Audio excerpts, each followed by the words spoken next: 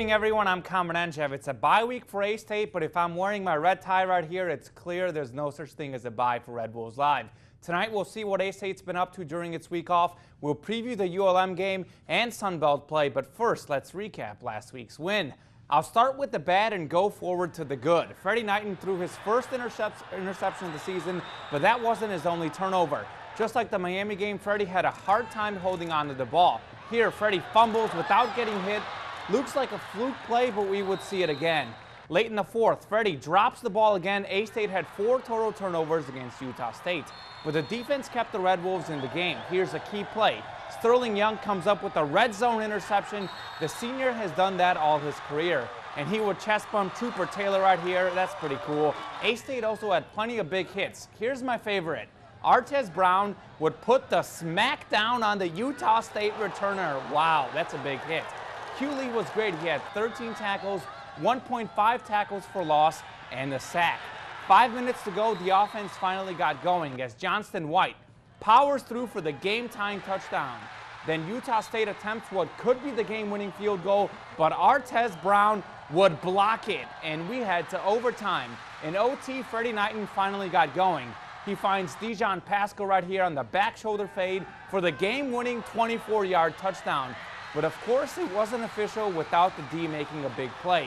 4th down for Utah State, and Charleston Gurley makes the pass deflection right here. A-State wins 21-14 as check out Athletic Director Terry Mohajir here in a second. He's fired up. Look at that fist bump. What a game and what a win. Let's take another look at the stats. Johnston White stepped up in back-to-back games. This time he came up with his first 100-yard game on just 18 carries.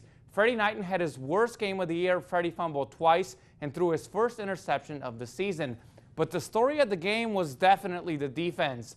Cooley and Xavier Woodson led the unit with 13 tackles each. The defense kept the team in the game and allowed Dijon Pascal to make the game-winning catch. Here's Pascal on that play. Pre-snap, I was looking at Freddie. I knew he knew it was man, so we work on that. When it's man, we take a shot. So I was expecting it, and he threw a great ball, and they executed. I don't think we escaped one because our defense is just unbelievable. I don't know if you guys can see it out there, but we're going to be in a lot of games because those guys can just flat out play. And, a lot of those turnovers were on me. I got to get better at that. And, our defense had our back the whole time. They're just saying, hey, we're going to get you the ball back. Don't worry about it. And so as long as you just keep sawing wood, good things will happen. Just keep working hard, keep playing hard. Some good things will happen. I think that's what happened. We wanted it more. We played harder. We trained harder. During the summer, we're out here all the time. And, it showed in the fourth quarter we came out strong. You've had the recap from last week's game. Now you'll see what the Red Wolves have been up to on their bye week. That's next on Red Wolves Live.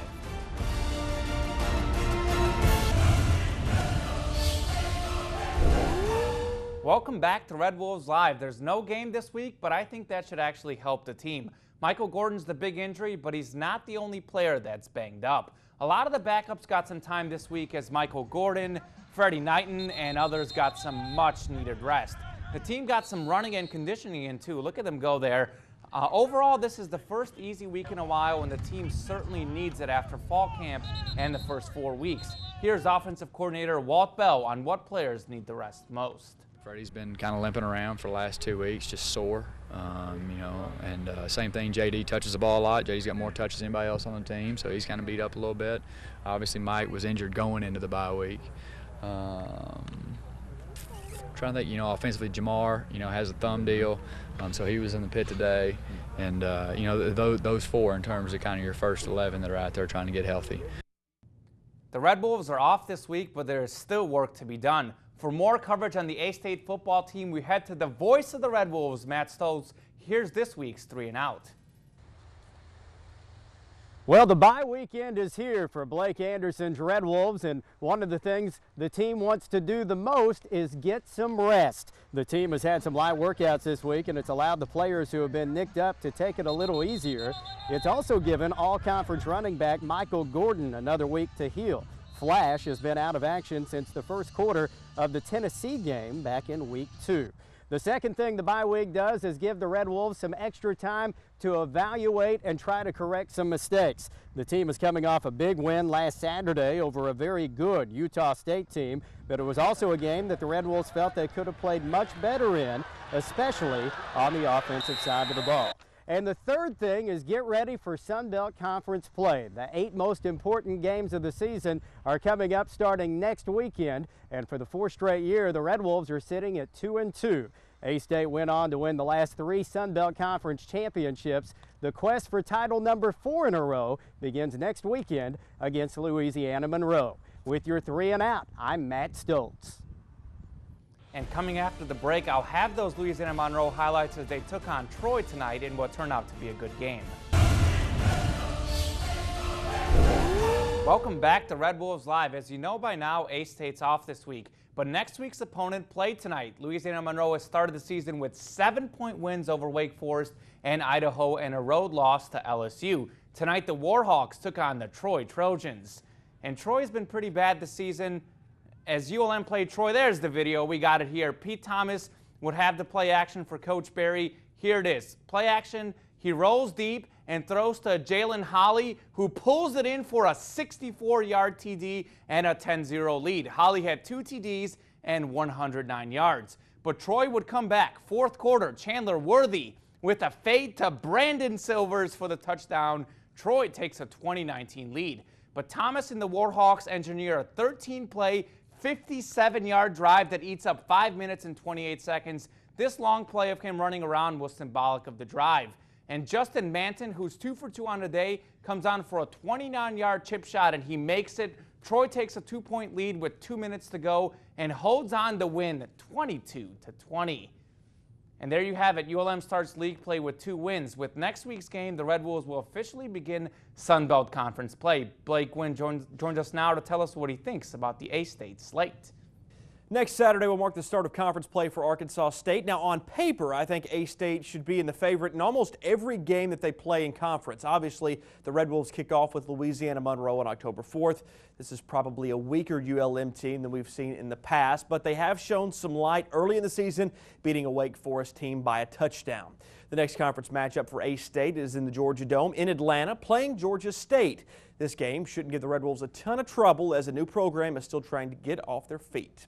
Probably the biggest test of the conference slate is going to be Louisiana Lafayette. The Red Wolves play the Raging Cajuns on the road. Sure, they had a tough start, but this game is likely to be a shootout as Mark Hudspeth's crew will be much improved by that week. This game could potentially decide who wins the conference. The Red Wolves round out a 3-game road trip with a trip to Idaho. Idaho is pretty weak, relatively speaking, but has shown to score some points. The Red Wolves should take that game. A-State returns home on November 8th. They play South Alabama. Now, we've seen the type of fight that the Jags can put up, and don't ever underestimate this young team. I do think home field advantage will lead to a Red Wolves win. The Red Wolves will welcome in a new member of the conference the following week, Appalachian State. Now, this team will definitely put up a fight. It has the potential to be a pretty solid game, but A-State should still have the upper hand with that game being at home. A final road game at Texas State is on November 20th. It's hard to tell what Texas State will do. They have shown to score on offense. Defense of the Bobcats, though, should be the concern. Former A-State defensive coordinator and interim head coach for those 2 bowl games, John Thompson, is the DC for Texas State. And the final game of the regular season for the Red Wolves, New Mexico State. They come to town, and they'll have played a tough schedule by that point and should be firing on all cylinders. Look for a tight game at the Vault on November 29th. Common, back to you. Thanks, Blake. Conference play is really where we see what a team is made of. Make sure to tune in next week as we have full coverage of the ULM A-State game. Good night, everyone.